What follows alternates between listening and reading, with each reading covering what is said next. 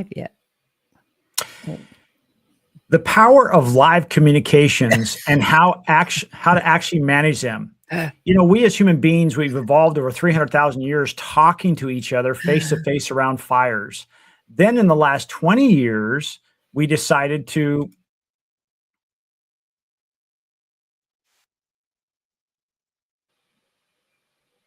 well, something's happening. That was weird.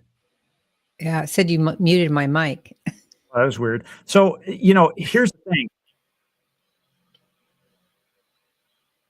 No, I'm just getting a reverb here. Hold on. Let me just fix this real quick. The power of live. Are you getting a reverb in? No. Okay. All right. So here's the thing. Then in the last 20 years, we decided email and social media would replace all that. Here's a spoiler alert. It didn't.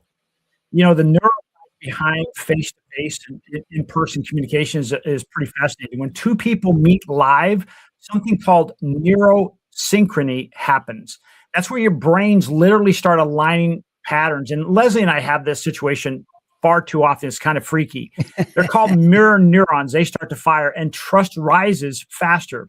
This is why a 5-minute conversation, gang, in person can accomplish what 20 emails cannot.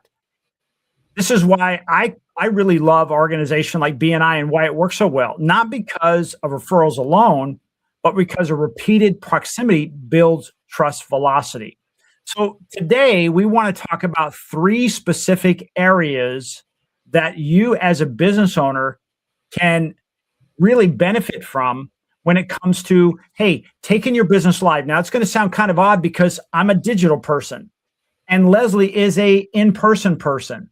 And we're going to meld that together. We're going to talk about this so that you as a business owner or someone who is thinking about going into business, you're an entrepreneur possibly, hey, how do I attack this future? Because it is very, very different. I think we've all struggled with that, Leslie, where, you know, we default back and say, well, I'll just email them and they don't get back to us. And it goes into the hole. And, you know, we're all kind of the same. We're getting 200 or 300 emails a day. And if we lapse for a couple of hours, you're so far on page 2 or 3 that I probably miss it. So I want to welcome everybody to the show. My name is Jeff Harrison, along with Leslie Spohr. Are you like missing my emails or are you filtering my emails? Yeah, we're doing something kind of different. We're doing this live. And the reason for it is, is because things are moving so quickly and we tend to record these in advance. And we both decided, hey, you know what? As fast as things are moving, the next episode would be out in April. We need to talk about March 11th. So I want to welcome you. And please do us a favor. This is a live show, so please put your comments. And if you have questions, we'd love to attack those going forward. So you have something in your ear? You got some earwax built up there? No, you just are cutting in and out. That's all. You sometimes you sound like you're in a fish. On mine. Do me a favor. Keep doing your thing. I'm going to temporarily log out and then log back in. Okay. So Jeff has left me on my own, which is a really dangerous position to be in because no telling what I'm going to talk about. He's right, though. In-person networking is critical this day and age. We all want to rely on email and newsletters and some kind of absent or technology formats when in fact being in person is a big deal. And I had this conversation yesterday with a colleague of mine. We're partnering up to do work together. And she was saying that she hasn't been to any networking events in quite a long time because she's decided she just doesn't like people anymore, which I can relate to because, as you know, if you've listened to us for very long, I stopped networking outside person to person after COVID. And now I'm back doing it in massive amounts of in-person networking since joining BNI, and BNI then renewed my enthusiasm for it. So she and I were talking yesterday. I was telling them, Jeff, that I had this conversation yesterday with a colleague who was telling me that she has just given up in-person networking because she doesn't like people anymore. Right. Mm. And I said, well, I understand because I stopped also. Became a hermit in my office. And then I joined BNI and I realized how much I missed talking to people in person. And then I started networking like a maniac. In fact, I did a expo yesterday at one of the casinos where I talked to, I don't know, something like 150 people. So, we can fall back into digital formats of communication, newsletters, emails, other forms of social media, talking and video, when in fact we should be doing a significant amount of work in person. And that's kind of as far as I got while you were gone. Try talking to me. Let me see how you sound now. Yeah, I figured out what the problem was, so I got it Okay. dialed in. What I was hearing, everybody, is I was hearing a delayed voice from myself, and because I'm kind of the producer, I had several different, because we're doing this on 5 different platforms. I had all those platform sound coming into my headset, and I'm like, I can't I can't talk. It's almost like trying to hear an echo, only there was 5 of them. So I apologize. I was going to say we talk about conversation and talking to people, and I was going to tell everybody this is what I was going to tell before you left is that my husband, who talks to me quite frequently, unfortunately, he made me put a sweater on this morning before the podcast because apparently my arms are getting way more wrinkly than they used to be. I've decided I don't want to have conversations with him anymore. This has absolutely nothing to do with today's conversation, No, I folks. know. I Well, it is a apologize. conversation. It was a networking in Jeez, person. jeez. Wow. Well, I want to, Uh, before we get off track here, I want to stay on top of something because it's perfect okay. about you going to an event. Mhm. And here's kind of what we've kind of fallen into. We go in, and let's say we just go to an open house or a ribbon cutting for the local chamber. Mhm. And we meet like 20 people. We come home, we have 20 cards in our hands, and we never follow up with them. I do. You're a rare bird. An albatross. You're kind of on your own. The normal Around thing. your neck. And you know what? Here's the proof in that. Uh, I remember going into a couple of businesses. This was years ago when we first started our digital marketing agency, and you'd see those fish bowls in there, and you'd put the card in there, and it somebody lucky drawing. Well, what I found out is most of the time that job is left to the highest paid employee, which is usually the owner or the manager, to try to input those. And guess what? All they do is get stored in a bag in the storeroom and nothing ever happens to it. So my point is volume is not the answer. Quality is. And we have a little process here today that I think is really kind of cool. It's called the 333 live connection method. And it kind of goes like this, Leslie. After a networking event, let's say you have people that you've met, and you say within 24 hours, send 3 follow-up messages. mhm. Within 7 days, make 3 introductions between the people you met. So now you're a connector and you're good at that. But Mhm. within 30 days, invite 3 people to coffee or a call. Do a one-on-one with them. Now, here's the cool thing. This changes the way networking happens because no one else does this. So guess what? You're a standout. You're a good freak of nature that you're doing this with. Or an albatross. Yeah, I like freak of nature. So, this is, and so if you do this, like I says, you become the most memorable person they met almost immediately. And there's a Yeah, strange little paradox of business. In a digital world, the most powerful advantage is still being human. it is. That is And this true. is an opportunity to do that. Yep. Any thoughts on that? Yeah, as you know from being around me all the time, is Well, that now that she has wrinkly arms, I'm gonna have to I revisit that. reevaluate that. Yeah, I know it's very sad. Gravity catches up with you. After 60, everything falls apart. So anyway, what I learned well, first of all, I always do that. Okay. I know I'm unique and weird and all that stuff, but I always follow up during the event itself. I keep a notepad next to me and make notes of which people are the highest probability of, uh, opportunity for either, either, collaborating or for new business opportunities. And so like touch out for those people first, but everybody gets not touched, but everybody gets contacted right away within the first couple of days after an event. Like I did that yesterday with about 150 cards I picked up. So I will reach out and say how nice it was to meet all of those people one at a time, not in mass. And then we add them all to our newsletter. So then they will hear constantly from me at least twice a month. In fact, somebody came up to me yesterday and said, "Hey, I'm already on your newsletter, so I'm just going to give you my phone number. You can text me if I win the door prize, the raffle prize." But she says, "I get it and I read it every single time." So I know that there is value in that constant connection with people. And I always ask questions about them. How long have you been in business? What area do you service? What kind of things make you unique? I was doing a realtor event yesterday. So what makes you unique from all the other realtors who are here? Just a variety of questions, because when you allow other people to talk, it creates a relationship with them.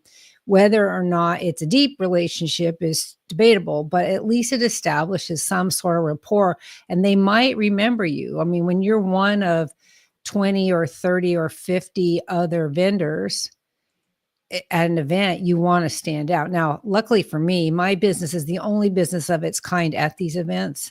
So usually you have mortgage companies, home warranty companies, communities, different things like that will be there. But for me, I was the only lifestyle manager there. So it was easy to be remembered anyway, but I still like to follow up. Well, one of the things that I hear, and I just want to kind of pull the rug out from underneath this excuse is, I'm too busy to do the follow-up. Oh, no. But here's what we fall back on is we say, well, we're just going to do the emails.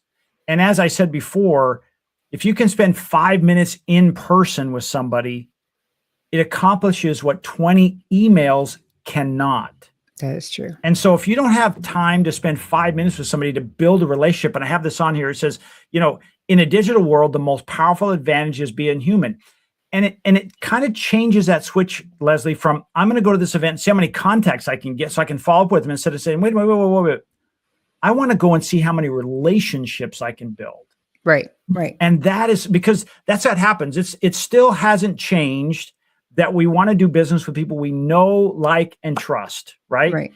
And by spending that 5 minutes with them and think, hey, I want to be with you as a person, not as a transaction, that it all of a sudden becomes a relationship, and we remember you because you followed up with us. Now, I'm not saying you don't have an automated system behind the scenes. I mean, I was just doing this for a client out of Chicago this morning. They do events. They do 90-minute presentations all over the country, actually all over the world. And so I set it up for them so that them as a speaker, when they're done, everybody who signed up, they have an automated system to communicate with everybody that was there. That's a different situation because their job is they're the talent. They're on stage. When you do this, it's one of those things that's like, I don't want to meet more people because it means I got to follow up with more people. No, you can set that up automated in the back end. Like with Leslie, she may have a QR code they scan. Well, that should go right into an automated system that maybe an hour from there or 2 hours from then, there's a follow-up. And then there's, the next day or whatever, there's a series of emails that go out. And then she gets on what I call long-term nurturing, which is her newsletter that goes out every other week. So those are the kind of things you can do. So I bring this up, Leslie, from the standpoint, and then I'll turn it back over to you because I know you're chomping at the bit to take over here. Always. is those people said, I don't have time to follow up, so I'm just going to send emails. 5 minutes, that's what I'm talking about. If you don't have 5 minutes to do it, then maybe you should not even consider going, or maybe you should consider not going to that event because you're not going to do a good job. Yeah, that's what I was going to say. I should have put a caveat in there. Yeah, I got 150 new contacts yesterday, but my goal is always at these networking events to get 3 to 5 actual relationships out of it. And those people I do call, those people I do try to follow up with a one-on-one in person, coffee or something, because I want to know more about them, or I want them to know more about me, or I just like them. Some of the relationships I've built in the last 3 or 4 months have included people that I now call my friends and people I want to be around more than just for work. But even from a marketing perspective, it's amazing to me, and I don't know why, because I teach this to people all over the country, so I don't know why it's amazing, but here in the desert, how many people know how many other people? I've got a company I've been referring to for years. They do a service for elderly people that we don't do. Okay. And I have sent clients to her many times because they're asking for things or they need daily help. That's not something that we specialize in. And so recently we reconnected. I hadn't talked to her in quite a number of years. I remember when she started her company 14 years ago, though, and have watched her rise. It's a great company. And got to talking on the phone the other day, and she was like, well, you know what? I think we should partner up. I want to put you on my website. I'm going to start, because her clients, who are not specifically my clients, right? Her clients have request things that are outside her scope. Yeah. that we can do. So she wants to be able to provide a broader service. So she's going to partner with us. Well, the cool thing about that is that didn't occur to me. I just assumed that when she was taking care of these elderly people that she handled all the stuff for them, but there are requests that are beyond her scope. So it works good from a relationship standpoint. And ultimately the point is that we had a conversation about it. She's seen my emails for years. She knows who I am. She used to network. She's the one who said she hated people these days. She didn't want to network. That's why I haven't mentioned her company.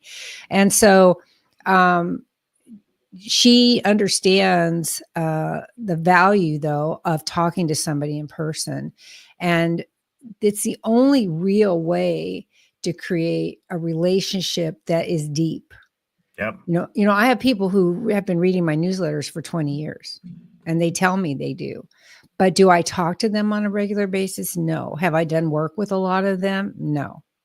Right? They just like my newsletter, so they keep getting it and they know who I am. And if they come across somebody who could use our services, they may refer them, but it isn't what I would call a deep, meaningful relationship, because I don't interact with them consistently.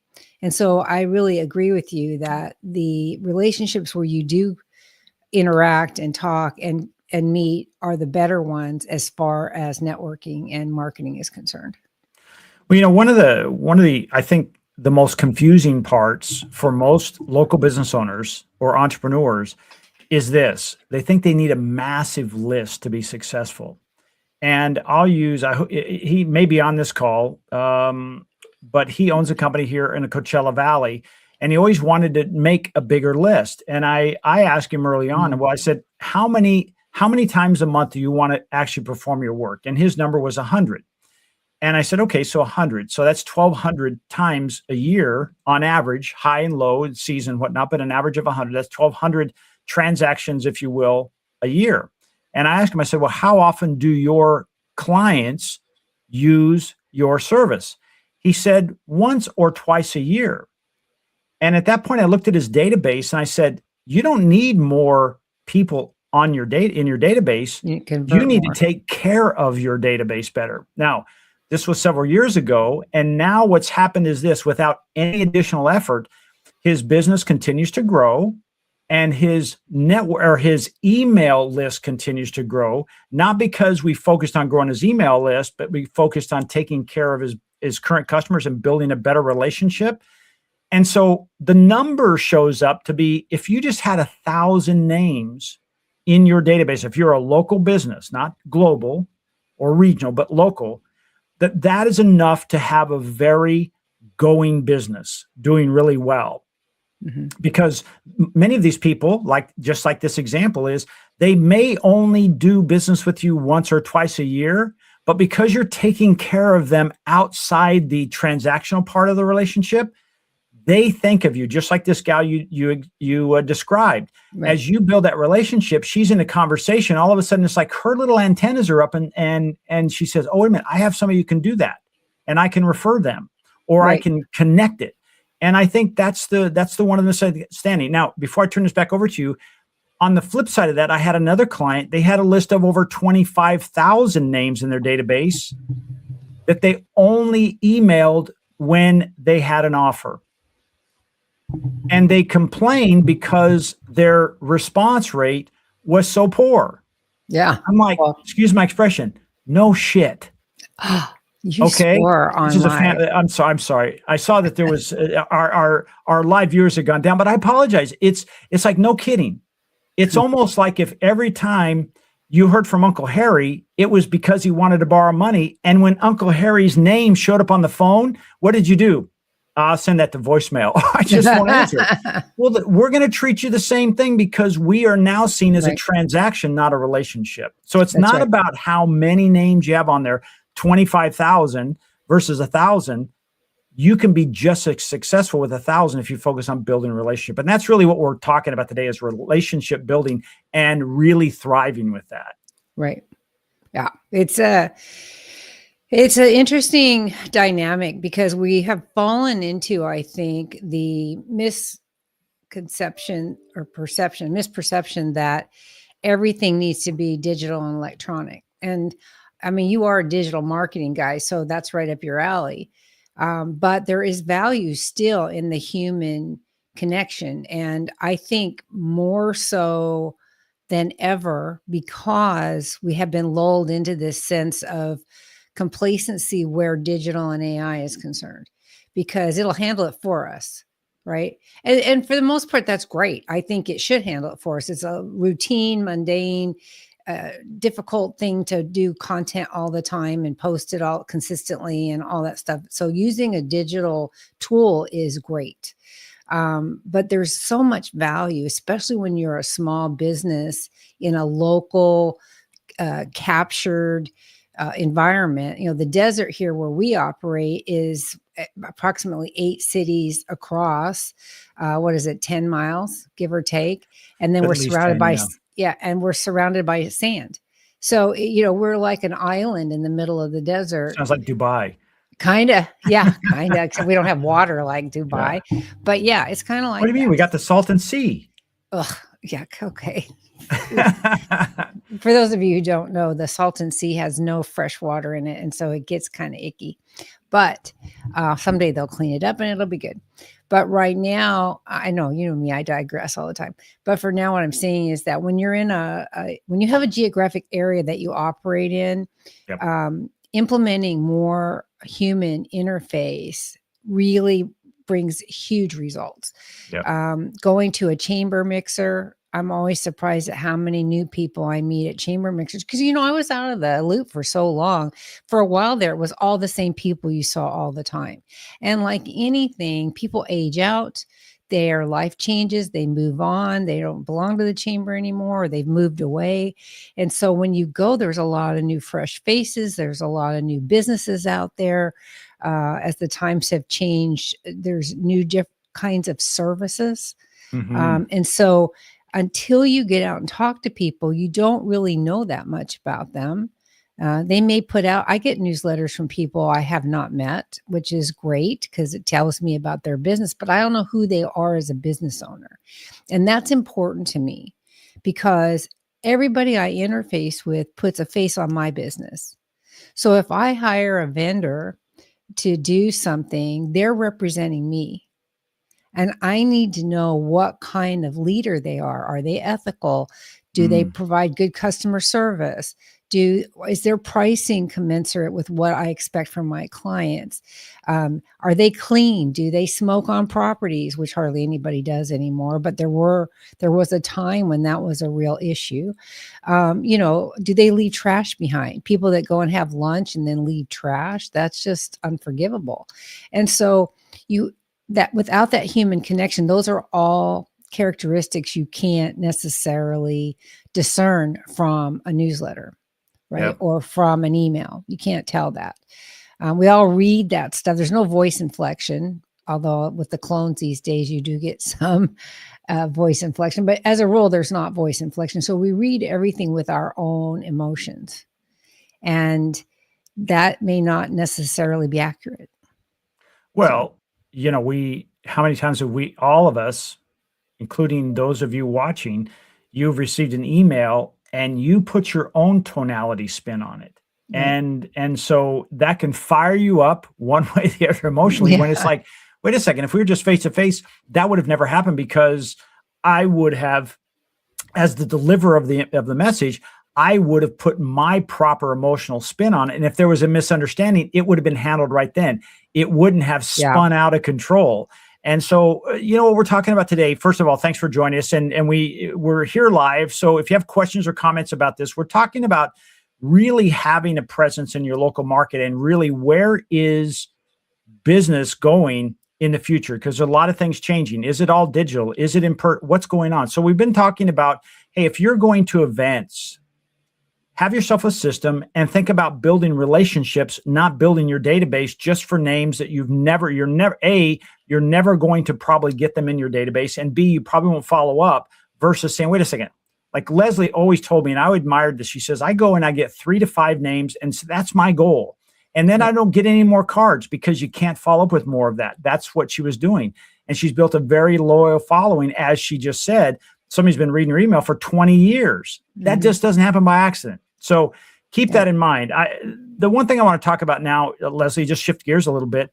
I get this, maybe not the exact words, but this is what they're saying. They're saying, hey, my business, I may be the best plumber, the best carpenter, the best electrician, but nobody knows that. They're invisible. And this morning, because kind of the first part of the month, so I'm looking at reports for clients, and I'm really proud to say a lot of our clients are bubbling right to the top. But what I did notice is a client that's fairly new, who came aboard and really didn't have a lot of, I'm going to say, online presence. They were, if you think about, and it's not quite this way anymore, but like 10 business names per Google search, they were 17. So they were on the bottom of the second page, meaning no one would see them. Right. And so even though this person is getting loads of reviews and they are busy, no one really knows them. Well, that's why they hire us, to get you digitally known. And so let's talk about what we call an authority formula. How do you stand out in your local market, whether you own a business, you're an entrepreneur, whatever it is, so that you are not, well, yesterday I had on another podcast I do called the Desert Professionals Playbook. I had a company on. They've been in business for 18 years, Leslie. They have? Said, yeah. See, I know who they are, and I'm surprised. Yeah. I did not know that. Yeah. And if you mention their name in a group, they've never heard of it. And their slogan is, we're the largest company. I won't mention the name. They're the largest company in that particular industry in our valley that no one's ever heard of. Yeah, exactly. I had no clue.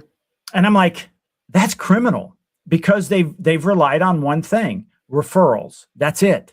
And that, I'm sorry, referrals is really not a game plan. That's a hope. Mm-hmm. I hope I get referrals, and I hope it's going to be a good month. I don't think that it's not going to be too long before referrals don't matter anymore, or at least, not referrals, testimonials. Because everything online can be manipulated. So, I get them every day. Somebody trying to sell me reviews. I'm like, really? It's like they're not real. And the ones that we do for BNI Group are real, because we actually go in and do them. But it's going to be pretty soon where you can't trust that stuff. You know how all of us go online when we're going to buy something on Amazon and we look at the reviews for the product? I can already tell some of them are auto-generated. And so, but I'm more savvy on the AI stuff than a lot of consumers are yet. So I don't know that they can tell, or TV commercials or whatever. I can kind of pick out the ones that are AI created. And so, but pretty soon we're not going to be able to tell. And so you really need to establish yourself as an authority. And I did that in the beginning by writing articles for like the chambers. and for the local paper and for various little papers in the individual cities, because didn't necessarily, the articles didn't necessarily weren't about my business per se. I wanted the byline and the description of my business that went with the article, because I thought it was more important to write about something that people would gravitate to and engage with. Mhm. Rather than doing a sales piece, I did I wrote about the origin of Valentine's Day and the evolution of Valentine's Day over time. That came out obviously in February sometime, and that got a lot of engagement because it's interesting. Yeah. And then they would see my byline and a description of the company I worked for.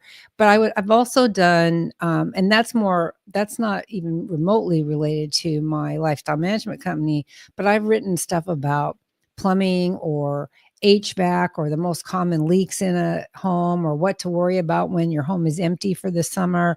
That kind of stuff establishes you as an expert in your field. I can talk all about pools and why, how the equipment works and what happens with the heater when you don't do any service on it. Carbon monoxide is a real thing. And when the burners burn inefficiently, it puts off carbon monoxide. And so you can talk about things that other people either don't know or haven't thought about. And then that will establish you as an authority in your industry. Now, when that's how I look at authority, is that to become credible. But you're talking about it from a different perspective, are you not? No, not really, Leslie. I think this is where most people get hung up, and I've been guilty of this, is we have what's called an imposter syndrome. Like, am I really good enough to share this with the world? Yeah. Like, who am I?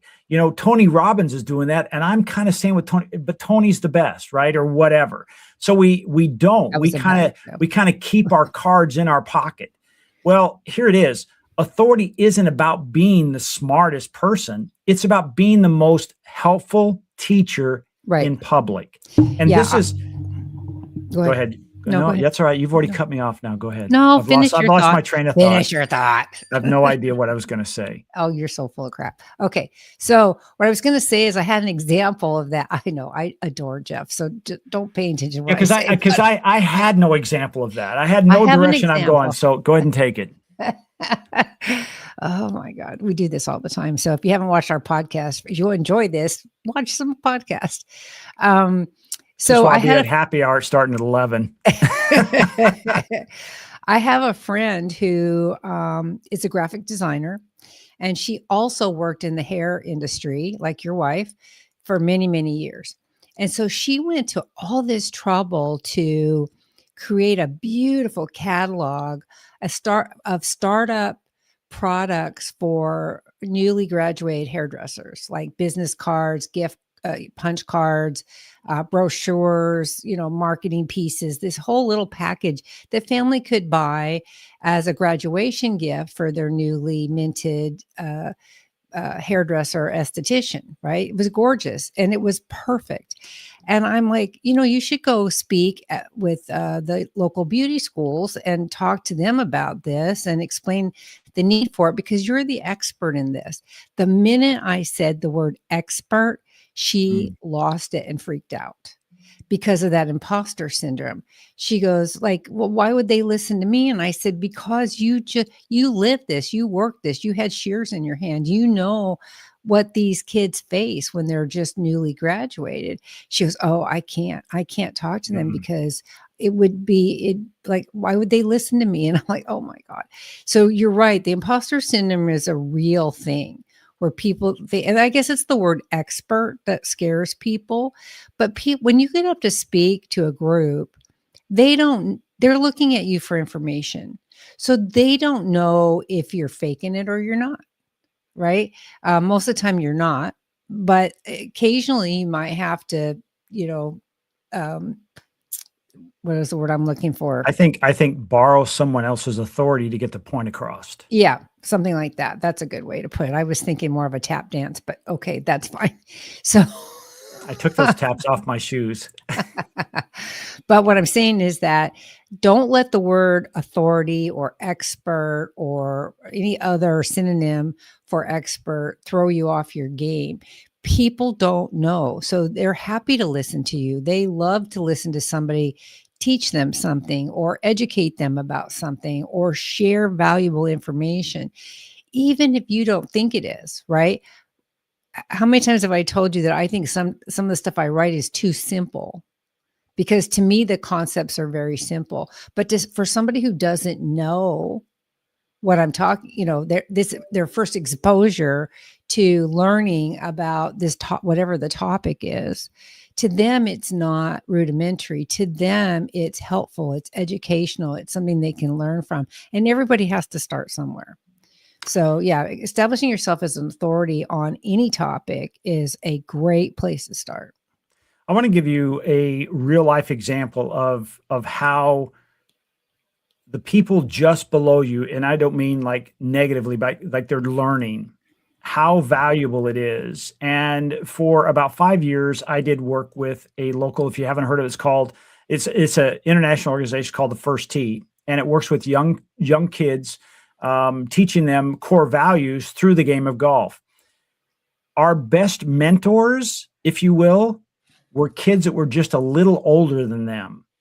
And the reason they worked so well is because they didn't see them as an authority. They saw them as just barely one, and I call it one rung higher on the ladder. And so the relatability was very, very high. And so that established trust right away. And I think that's where we get hung up is we think, well, I have to be at the top of the mountain before I can teach anybody behind me. And that is so not true. One of the biggest things, Leslie, is, as I say, teach in public.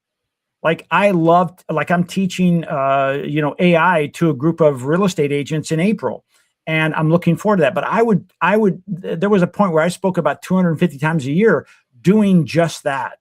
Mm-hmm. And so I like it. And so I want to encourage those people online to just put in the chat, what's something that you think is just, as Leslie says, rudimentary, it's too simple, that someone who either wants to buy your product or service or hire you for your expertise, what is something that you think of like too simple, but would make a big difference for them? I'm just curious. Please do us a favor, put that in there. And as we're doing this, I also want to go back and say, it's about being the most helpful teacher in public. And here's something to think about that.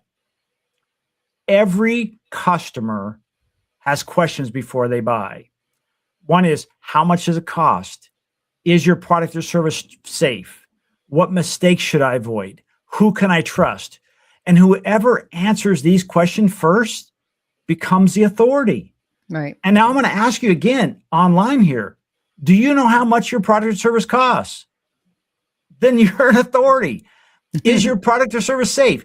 Then you're an authority. My point is, see how simple that is? You could just be talking about cost and the investment somebody has to make, whether you're selling solar or you're selling content marketing, whatever it is. And you become an authority, because think about how it's uncomfortable for you. The same is happening with your competitors, your colleagues, and you can stand out. One of the simplest marketing or networking tools that you have, and a lot of people don't give any thought to this, is enthusiasm. If you talk enthusiastically about your business, like you like it and you want to be a part of it and you like it so much, you want to share it with other people, that goes so far in creating interest from the other person, because people seem to, human beings being what they are, they want positive in their lives. Right. And if you present something with enthusiasm and a smile and excitement, they will feel that and they will mirror it back to you. And so I think that's an overlooked. I used to have a sign in my office, even at work, when I worked in private industry, that said enthusiasm is contagious. And it is, and it's something I teach other business owners also to utilize, because you have to show no fear when you go out and you network, or you're talking to a new business opportunity or a prospective client. you cannot show fear or hesitation or doubt. If somebody asks you how much something costs, you need to tell them with confidence. And so that means you have to price your stuff so that whether it's a widget or it's a service, you have to price it so that you can speak to it without being nervous about it. You can't worry about whether somebody's going to buy from you or not. If they can afford it, and if they can see, more importantly, if they can see value in the product or service, they're going to buy it. Right. So, being able to speak confidently about the answers to those questions is key. And you need to make sure that you are comfortable and excited about what you offer. And you'll be able to close a lot more deals. I'm not, I'm an operations person. I'm not necessarily, I've learned to become a marketing person over the years, and I can definitely do it. But I know that this is one of the keys to doing it successfully and showing that you are an authority in what you're talking about. Yeah, Leslie, I want to go through this. We talk about the authority formula. I just want to give you a simple 3 steps. 3 steps. That's all it takes to start to become an authority in your marketplace. And we call it the authority ladder. And here's what it is. 3 steps. So write this down. The first step is simply just answer questions. Well, we talked about the rung, you're one higher up. And so the first one is to answer questions publicly. And now what does this mean? Leslie mentioned it. I do this all the time. Write posts, record videos. Hello, this is what we're doing right now. Host workshops, show up like Leslie was at a big event yesterday. And so that's the first step is answer questions publicly. The next one is simply teach consistently. It's one of those things that in my world, as quickly as things are happening, I've lost Leslie, but that's okay. As quickly as things are happening, what happens is I could be teaching something every day.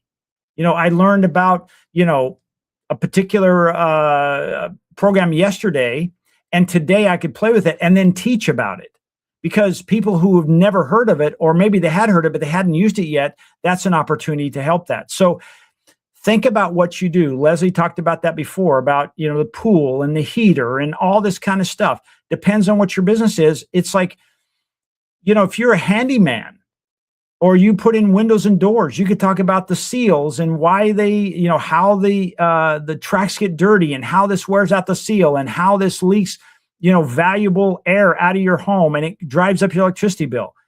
Wow. And this is how you replace it. You could do something like that. The third one is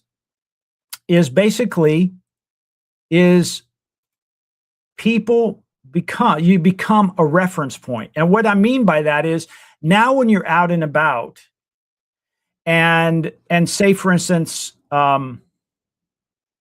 Leslie's back. Something happened with her. She's not quite there yet. But the point is, when you're out and about, or when somebody's out and about and says, hey, do you know somebody who takes care of absentee homes?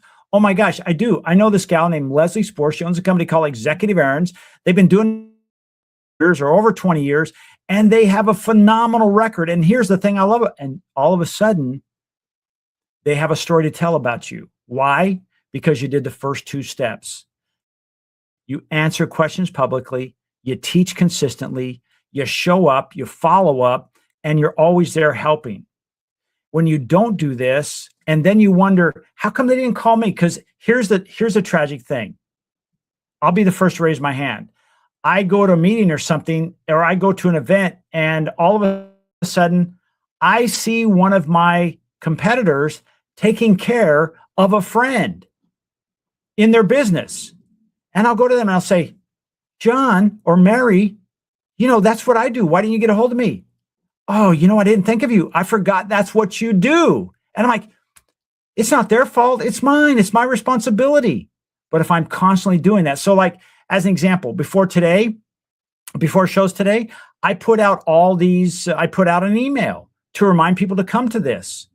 And the more I'm in their inbox where it's teaching, not selling, didn't ask anybody to buy anything. And if you're on our show, if you come to our show now and then, you'll see it's not about selling. It's about being here present with you every week. We put out a podcast. I think we're in season 2, like this is episode, 13 or 14 in season 2. So the cool thing about this is when someone says, who knows about this? your name comes up. This is all it requires. And it doesn't require millions of followers. Like I said, you only need 1,000 people to know who you are, because what happens is those people are out in the marketplace and they're just intuitively listening for opportunities to talk about you. Because here's the thing. Oh, Leslie's back. Darn. I thought for sure she was going to leave it. I could just finish up the show without any. Oh, here she is. Hey, what happened? You had to get a different sweater for those saggy arms, or what? No, I don't know what happened. All of a sudden I couldn't hear you, and then it crashed, and then I think my browser crashed. I tried to make it look like an accident, but that's okay. Let me just finish this thought. Let me just finish this thought here. Go ahead, whatever. The point is, you don't need to be crazy about this. You don't need to be the sham wow guy. And if you don't know who that is, go look it up, because you don't have to be that guy or that gal, but you can be enthusiastic about things you already know about. And again, teach one thing. And here's the formula. It's a simple weekly visibility rhythm, because, and I'm going to share this at a very low level that will be effective for you, that no matter how busy you are in business, you can do this. One helpful post a week. So if like LinkedIn is your jam, that's where your people at, put in one helpful post a week. Video a week. And it could be about that same helpful post, right? And you don't have to get a lot of crazy equipment. You can do it on your phone. And if you're close enough, the audio from that is going to be fine. And then do one live conversation or event. Like in our BNI group, Leslie and I, we do one-to-ones. We'll call other members of our group, say, do one-to-ones. That is that live conversation, and that's an hour. But remember, a 5-minute conversation was more beneficial than 20 emails. So do that every week for a year, and you become, in your environment, the most recognizable voice in your niche. I guarantee you. And this recognition turns into trust. The trust turns into referrals, and referrals turn into revenue. But here's the difference, Leslie, before I turn this over, is you're not building referrals on a hope. You now have a formula. You have a system. Visibility is a service at scale. Okay, now go ahead. Yeah. Well, you have to design how you want your business to be, first of all. And you have to design what your networking and marketing approach is going to be. You know, anything that you design creates clarity, and anything that's clarity helps you to understand and remember how to do things. And I want to stress one of the fears that most people have is the fear of rejection.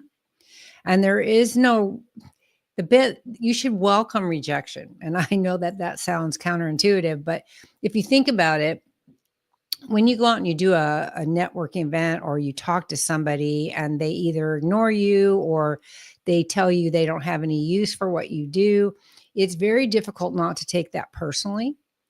And so eventually what will happen is you'll drive away from that event and you'll think, oh, you'll replay that conversation. You go, I should have said this, or I should have said that. And what that is what your brain is helping you with is how to answer the objection. Because you're going to face the same objections over and over again as you build your business. And once you have the answers for those objections, they become much easier to overcome. And in fact, you'll eventually structure your presentation or your conversation to answer those objections before they're given to you. And when you do that, you should not only show that you understand the other person's perspective, and you understand why they might say no to you. It takes that away, and it makes them feel more comfortable right away. It makes them go, oh, she understands, or he understands what I'm talking about, or how I feel. You know, how I feel is something that AI can't even replicate yet. It doesn't feel, it's mechanical. It does things by data. It does not do things with emotion. It may sound like it does things with emotion. It talks to you like it has emotion, but it does not. And so getting that rejection is a healthy creative way to get better at your presentation. So you shouldn't shy away from it. Same with public speaking. Jeff is one of the best public speakers I have ever met. He is so glib and easygoing in front of a crowd. But if you put him one-to-one, except for me, he's not as comfortable as he could be, as you would think he would be, given how great he is at presentations. I love to speak to groups or individuals, but I also get nervous. Even at BNI, I'm speaking next week, and I will be nervous until I start talking. And so I'll heckle her. I'm sure you will, because I would not expect anything less from you, Jeffrey. But the more you do it, the easier it becomes, and you shouldn't be intimidated by it, because as a business owner, you are the face of your company and you are the cheerleader for your company. And so you want to be able to express what makes a good lead for you, what is a good opportunity for you, what is a good partnership for your company, so that you can build those relationships and create those opportunities for yourself. Luck doesn't happen by accident. We all create our own luck, and you do that through hard work. It's the same as manifestation. I'm a big believer in the power of positive thought and manifestation, and I talk about it all the time. Whether you think it's woo-woo or not, it works. But you have to do the work to make the manifestation work. It isn't just like you say, I want this to happen, and it magically happens. What you say is, I want this to happen. What do I need to do to make this happen? And as you do that, and as your intent becomes more clear about how you want your business to grow and how you've designed it and how you've aligned your business, then those opportunities start coming to you in abundance, because you laid the foundation for it, And so being able to, and then when you do that, then other people remember you, right? So you have to get out and talk to people. I guess is the bottom line, is what we're trying to say, is you have to get out and talk to people so they will know who you are, what your brand is about, what services or products you offer, how they can use you, how they can partner with you. That's exactly what I told the guy who I invited to BNI this week. When I emailed him this morning, again, I don't want to say any company names, but I said to him, can you come next week? Because I'm presenting, and I think it'll make it easier for us to figure out how our two companies can work together. Right? So, you always have to be thinking about how you couch what you say, how you present what you say. That's more saying that I want to see how our companies can work together. And if you see my presentation, that will help us decide, that is better than saying, I just want you to come. I just want you to join. I just want to get another breathing body in our group, right? There's two completely different approaches, and you have to be thinking it like that. And it comes naturally after a while. After you do it for a while, it'll get more natural. But in the beginning, it does feel a little bit awkward. You have to put some effort into it in the beginning. Yeah, we see that. We see that with everybody coming in there. And even when he stood up yesterday, because I used to do some marketing for their company, he said, well, I should just have Jeff tell the story about my company. He said he knows it better than I do. That was a little awkward. But anyway, okay. So I think we've kind of laid the foundation for this last piece, Leslie. And I think this last piece hopefully will bring it together, because you can't turn on the TV, you can't pick up a newspaper without hearing this whole thing about the world of work is changing, right? That jobs be replaced, this is going on. And so we want to talk about, is the future workforce ready? And I think we talked about this. Entrepreneurship is the road that we need to consider. And it's one of those things, Leslie, that it's a different mindset. I mean, I hear this all the time. I listen to a podcast. It's called Moonshots with Peter Diamandis and his group of mates. And they're just geniuses. They're actually doing a live show in San Francisco right now today, which I hate missing it, because they're broadcasting live and it's like $20,000 to show up live. But anyway, they talk about how our education system is broken, because it's really our system. If you think about it, our education system is designed to do what? For us to learn, get a job, go to work for 40 years, and retire. And that system hasn't really been around now for probably, what do you say, Leslie, maybe 2 decades? It really hasn't been that. We don't work for companies for 40 years. You may own your own business like yourself. You've owned your business for 20 years. I've been 16 years, but we didn't work that long for one employer. We just don't do that. Our parents, yeah, they might have worked for the same people for 40 years, got a nice retirement, and then the old gold watch. It's just not there anymore. And so I think the mindset has to change. It said, hey, learn, build, adapt, create, and repeat. Because, we've lost her again. Entrepreneurship is really so much different. It's not about asking, hey, what job can I get when I get out of college? Or what job can I get if I leave this job? It's really more about what problem can I solve? What problem can I solve? And 2 days ago, I had an interview on another podcast that I do, and I was interviewing this guy, and he has a home repair business. And so the cool thing about him is he is a jack of all trades, right? He can fix anything. And, we joke and say, he's the guy you want to call when your spouse can't fix the problem. And so my point is like, we have a mindset, Leslie, as an entrepreneur, instead of a worker, we're saying, hey, what job can I get at when I get out of college? Instead of saying, what problem can I solve? That's the thought that goes through the mind of an entrepreneur. I mean, you're as serial about that. Is like every time I turn around, you're almost like wearing me out. And it's hard to imagine that every time I talk to you, you've got this new problem-solving idea that you could launch to the world.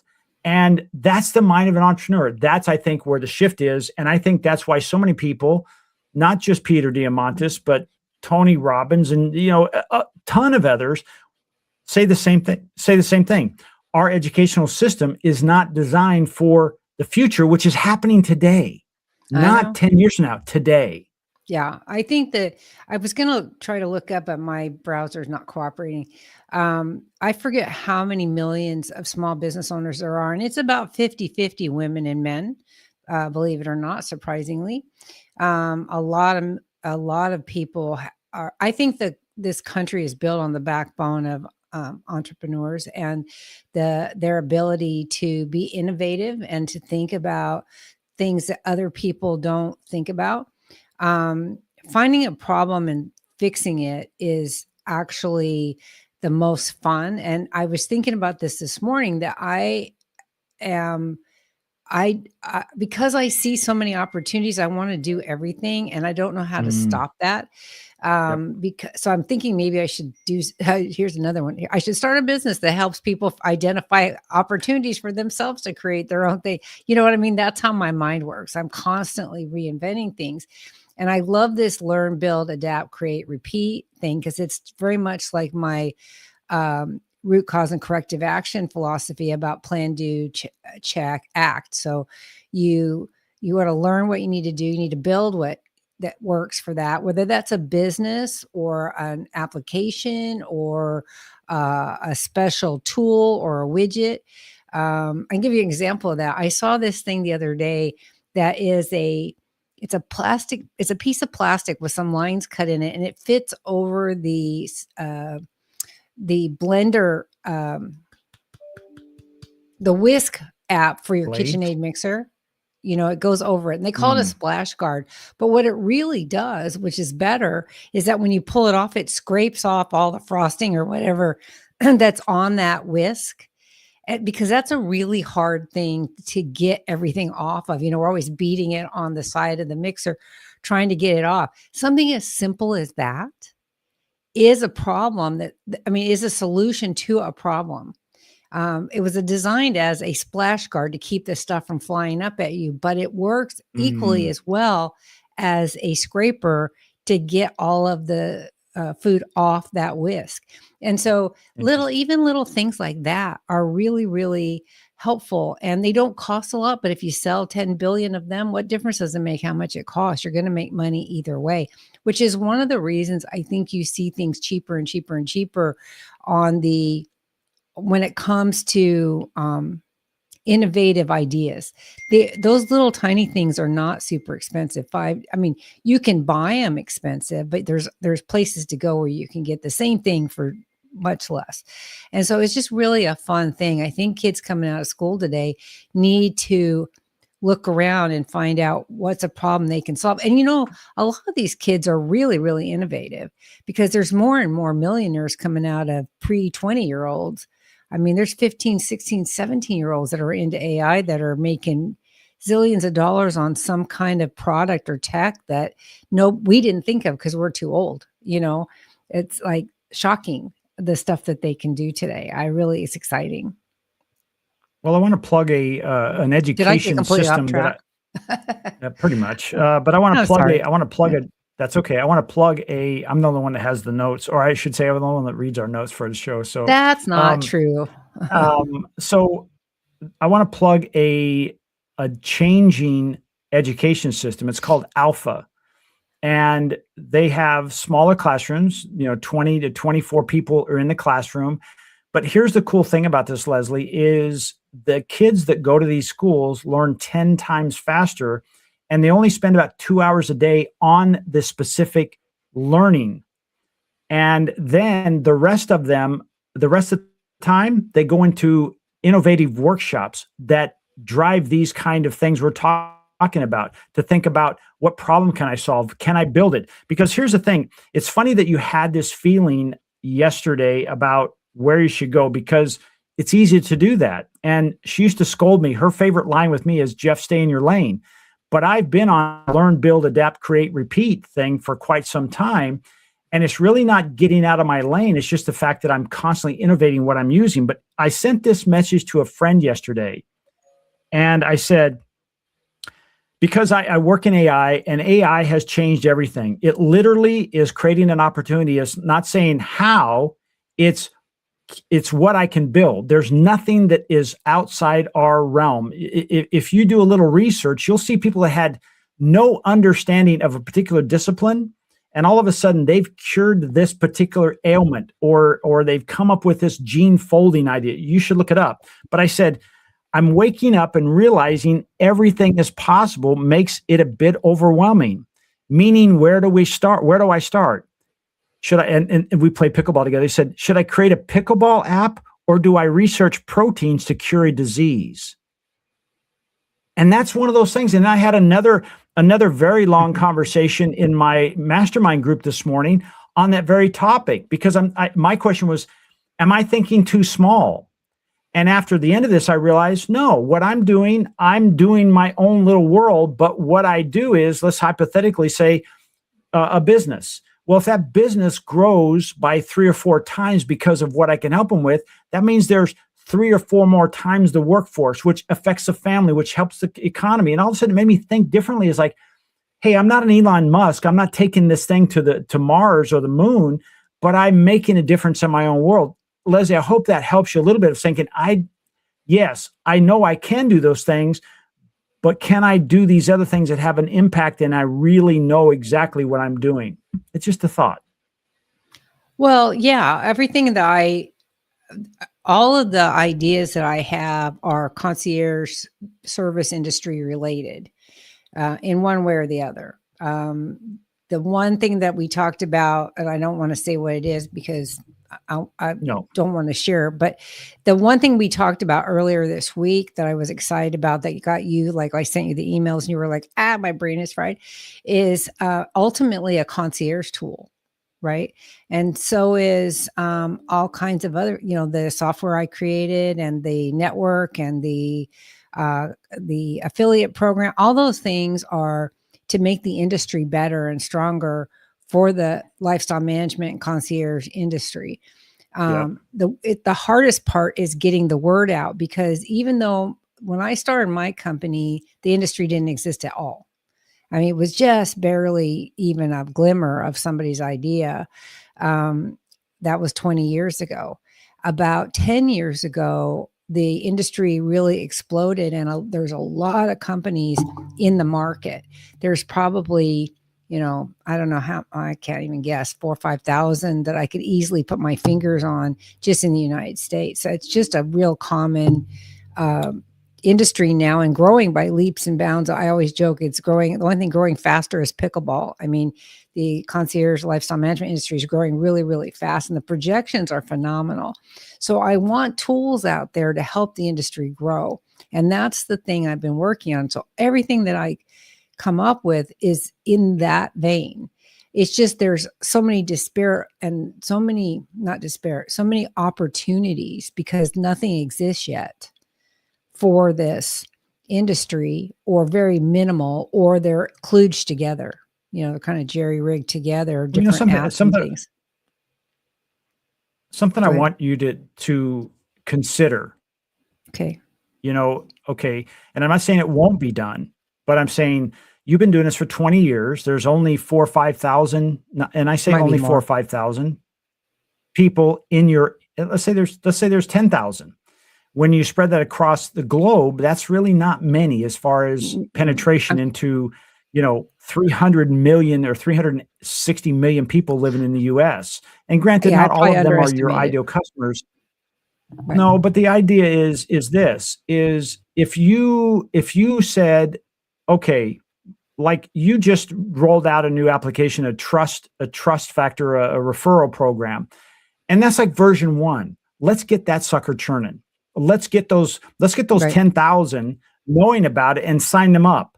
And then the next iteration, which will be the next app that you have, that's just automatic. Like the trust is already so high between you and your known marketplace that is just whatever Leslie's coming out with, I want it, versus I have now 10 or 15 different items out there and I haven't sold anything to anyone because I haven't marketed that. I'd love to see you pump the brakes just a little bit and say, hey, this is in the works. Let's dump it. Let's do a brain dump and let's put it on the let's a version 2, or that's version 3, and have a plan of saying, okay, this is quarter 2, this is quarter 4, and then say, but in quarter 1 right now is to sell that new platform that you built, which is phenomenal. Right. Yeah, right? And that's what I'm working on. And that is my plan for this year, is to do more of the marketing and sales, which is what I'm doing. It's a little harder for that suite of products because it's harder to do. I can't do one-on-one with that as easily as I can do, except for the 5-day freedom challenge that I could do one-on-one.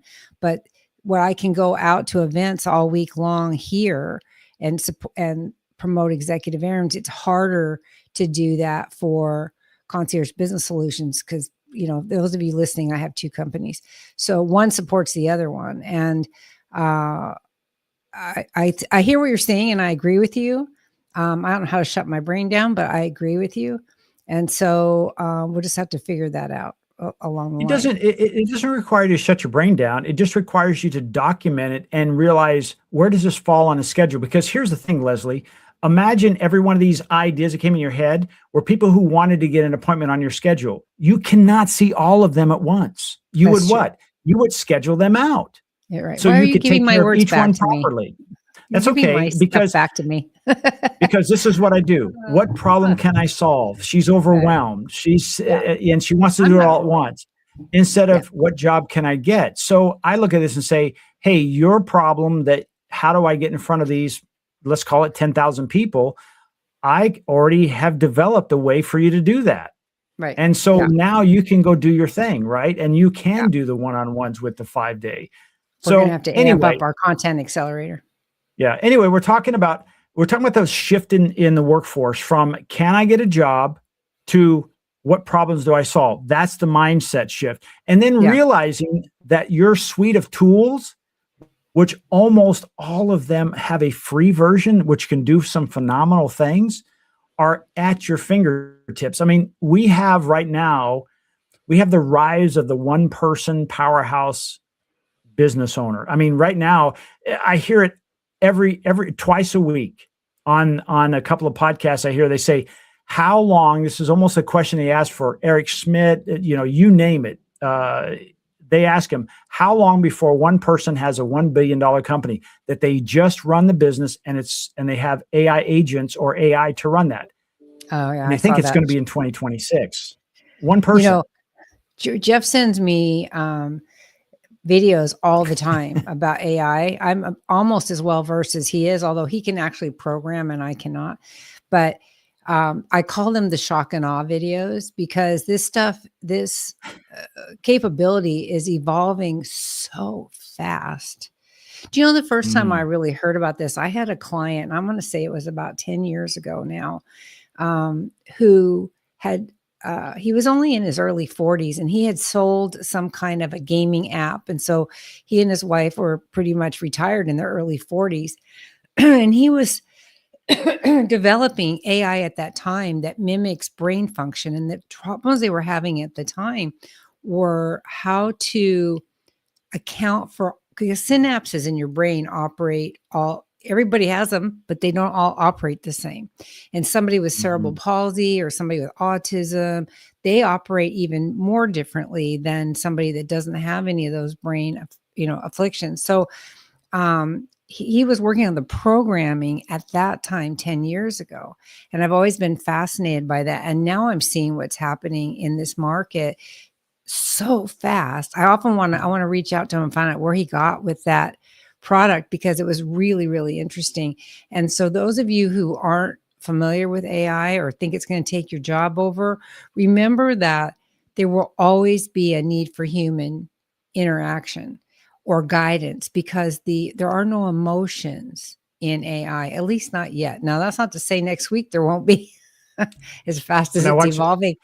But they're, so far they don't have those kind of emotions and reasoning. It can only reason on data. Is that true, Jeff? It can only reason on data. So it can figure out what you want. You can train it who you are. You can train it how to talk like you, but it doesn't reason like you, even though it seems like it does. It does not. Is that true? Yeah, it's all based on predictability, and it's called a predictability loop. And there are 4 quadrants. We won't go into all that because it's like I don't need to teach how to a watch runs. It just does it, and it constantly goes through that process to come up with the ideal or the best answer for you. And the fact is, they talk about training is the more bits of information a model is trained on, the better it is at predicting the outcome you're looking for. And it does feel like you're having a conversation with it. I do it all the time, and that's the way it Me is. too. Even Yeah. when I use the voice function of that, and we have a conversation. Um, I want to shift gears just a little bit, Leslie, in talking about skills that will matter most is not memorization. And again, we're talking about typically in school, we get good grades because we memorized it and then we spat it out. Right. And it's Parroted not back. that way moving forward. Yeah, it's really going to be, it's as we said, it's going to be, hey, what problem can I solve? But some of the, I guess, the keys that we need to have in the future are this: curiosity, communication, creativity, relationship building, and adaptability. Yeah. And I think it's one of those things. I had a conversation with a gentleman this morning at pickleball, and we're talking, and I said, it'd be surprising. I said, I do a lot of one-to-ones. And I said, it's surprising how many times I'll have a one-to-one. And at the end of it, which is usually about an hour, the person I'm having the one-to-one with never asks me about my business, Oh, I know that happens a lot. which means they lack that curiosity. Me, I ask a lot of questions. You know that. I love Yeah. asking questions. That's how I learn. And so you have to have this curiosity of like, well, what makes that tick? And with as many AI tools that are out there, what makes that tick? There are so many levels, right? Like I'm just now playing with Sora, and I took a long video script and I broke it down into 8 and 10-second segments. And I thought, what if again, this is curiosity. What if I took that prompt for those 8-second pieces and I put it in Sora, and Sora made the pieces, and I took them out and I put it together as one long video? Could I do that? Well, the answer is yes. I did it yesterday Oh, just God. because of curiosity. So what does that Yeah. mean? It means I can create really high level videos at scale for pennies. And I can do it Yeah. with using AI tools. I wouldn't Yeah. have known that had I not been curious, right? Yeah, but to be fair, there are a lot of people that don't need to be they don't need to create it themselves. They need to find people like yourself who can do this for them and do it at a reasonable cost so that they can take advantage of this without having to create themselves. Not everybody is an analytical thinker, right? You and I both think in terms of columns and rows almost, that's how we think. That's how I think of software, columns and rows. I know that it's kind of, but not really that way.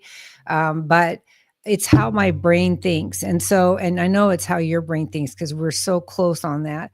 But there are a lot of people who are way more on the creative side instead of the analytical side. And they want to build something, but they want to build it from the fun stuff.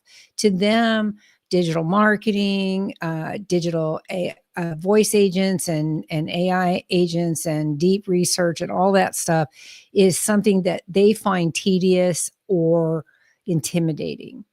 And so there will always be a need for somebody like us to help other people do the things that they don't want to do. So I don't want to leave the impression here that communication and curiosity and creativity needs to be funneled completely into technology. I want it to be also funneled into, other aspects of business where people are strong and where that you can leverage their business sorry, where you can, I'm using my hands too much and hitting the microphone, where you can get results you want without and get somebody else to do the technology. I mean, I understand it, but I want you to do it for me. I don't want to do it, right? I would rather pay you to do it than for me to do it myself because it's more professional. It's faster. You know what you're doing. I don't have to think through it. I'm not wasting my brain power on that. I just want to come up with ideas and then send them over your way and say, here, do this. I don't want to do it. So Well, I don't want to leave people the impression that they have to do that. I mean, they should do it if they can, but if they're not interested in it, by all means, find somebody to do it for you. Well, I agree with that because I've written papers, I've made videos about it, I've done talks about it, is leveraging other people's assets. And that means their knowledge. And it's one of those things is instead of, and there's a book about this, and it's don't ask how, ask who.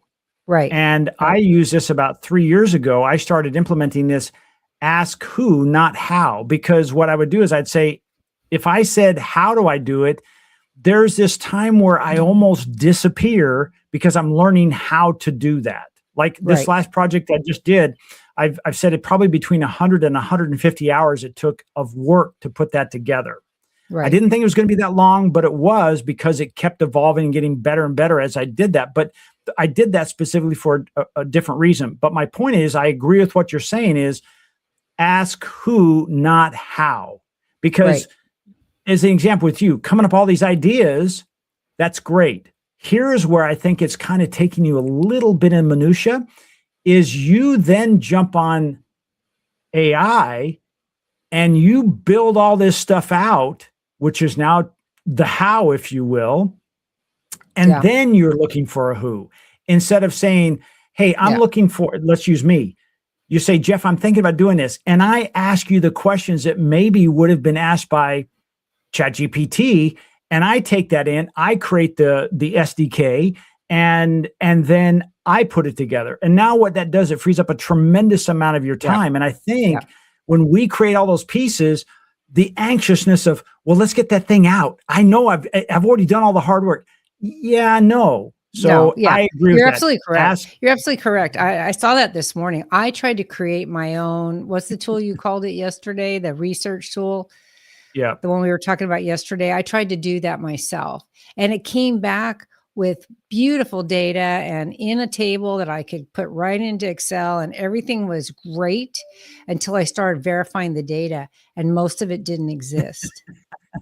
It was a great deal of it was the names of websites, domains that people had bought trying to sell and not actual companies. Interesting.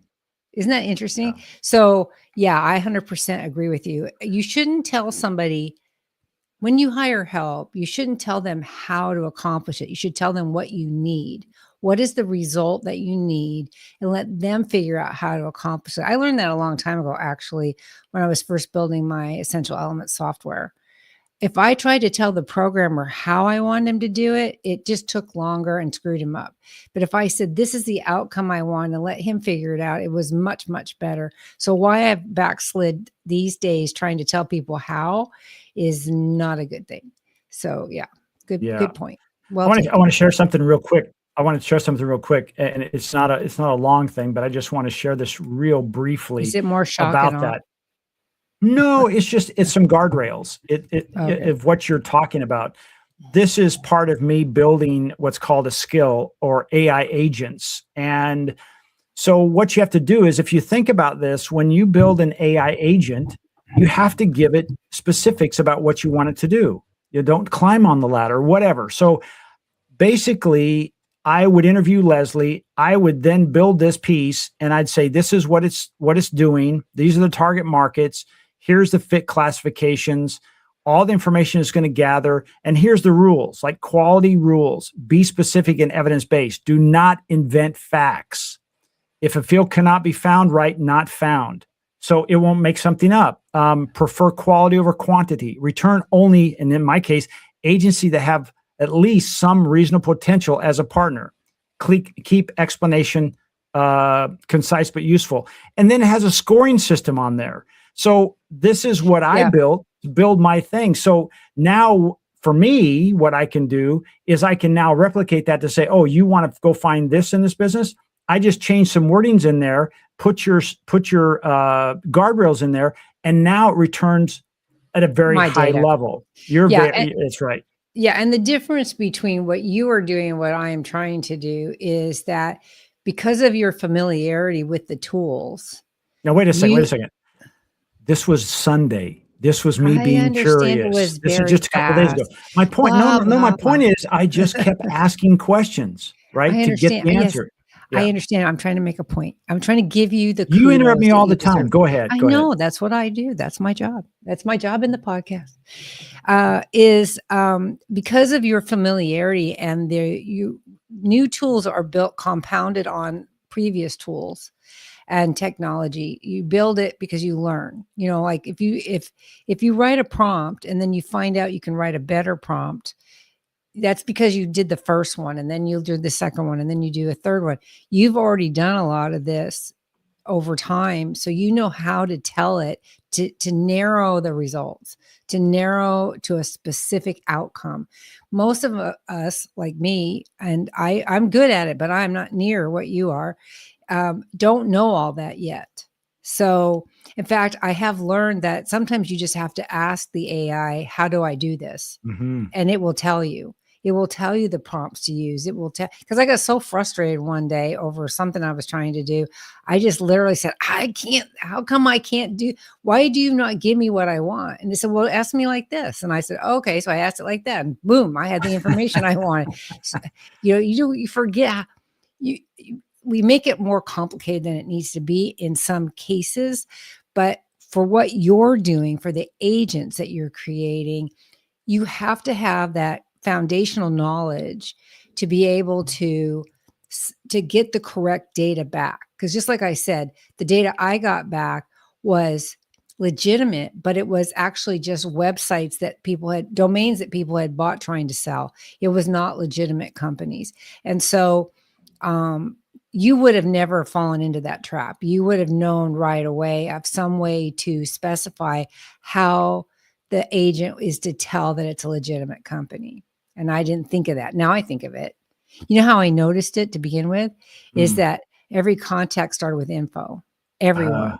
And I know for a fact that most companies don't have info as their contact. So it was pretty interesting, really. So, oh, good catch. I said, oh yeah, right. Too late, So there's a lot to be learned. And that's why when we say better to find out who than to try to do it yourself for certain things. If you're a techie, you're one of those techie nerds. I love techie nerds.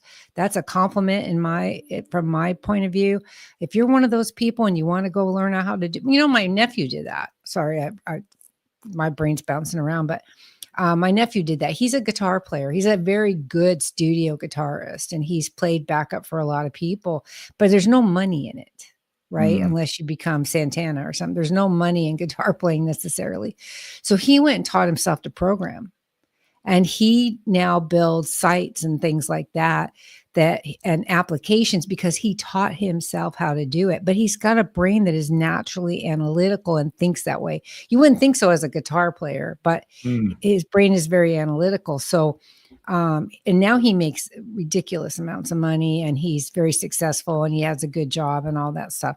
So if you're a techie nerd and you want to go learn how to do it, by all means do it. But if you're not, and I'm just kind of halfway, by all means find the who and get what you need, and you have that curiosity and have that communication, but let somebody else create it for you, rather than you trying to do it all yourself. Because he's right.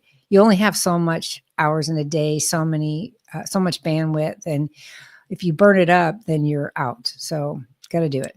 Yeah.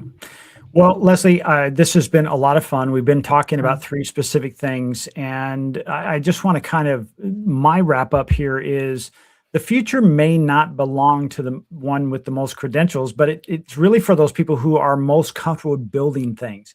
And it doesn't mean you're building tools. It could be building teams. Several people on my in my company, they do things I can't do. Right. And I built a team, right? Entrepreneurship isn't just starting a business. It's learning how to create value in the world. It's not about saying, can I get a job? But again, like we talked about, what problem can I solve? And that's a skill every generation will need. I remember, and then I'll turn it over to you. As a kid growing up, I was asking people that were much older than I was at the time and much smarter. I said, what's a skill I should have? And they said, if you become a professional salesperson, you will never go a day without a job, because if you can sell, it's just a different product, a different service. And so I learned, I was fortunate enough, I was trained to be a professional salesperson. The next one was communication. So I got trained how to be a professional speaker.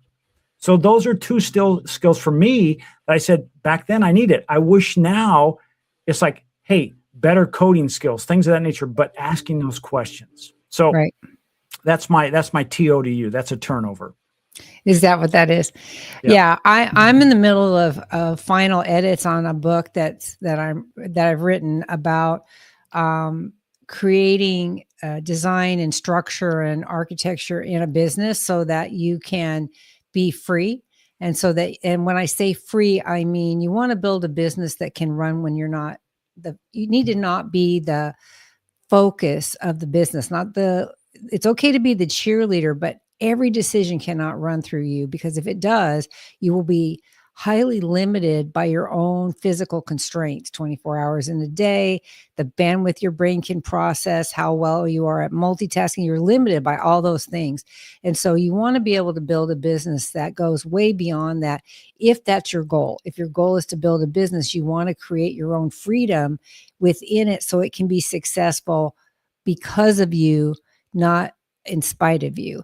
So I'm working on that right now, and I know that that's going to help a lot of people, just like this podcast does. And I don't know if we have anybody still with us at this, because we've been an hour and a half, but I do hope that they sign up and listen to all our recorded podcasts on YouTube and Spotify, because they're very, very good. Next week, I really want to talk about design, clarity, and structure for businesses. So that's a topic that'll come up next week if Jeff agrees to it. And no, he's going to say no. He's always going to, where's the hook to get me off the stage? I don't know. Well, I want to leave you with this, and really it kind of puts everything into a bundle for you. Live connections build trust. That's true. Visibility builds authority, and entrepreneurship builds opportunity. When you put those 3 together, someone stops being just another professional and they become a force inside the community. So I'm going to say, go out in your community and thrive when people step in that role. That could be you. Think about that. 100% agree. Leslie, thank you so much for a great podcast. Like I said, this is maybe the longest I've ever had, but it's been a live conversation about some topics that are really, really important to our audience, which is, business owners and entrepreneurs. So thank you so much. And with all our technical difficulties, you can tell it is live. So That's it. That's it. All right, This you is guys, we'll talk to you next week. How far are we out on our podcast? way out through the end of Okay. March. Okay, cool. All All right, right. you guys. Thank you so much. Bye-bye. Thanks for joining us. Bye.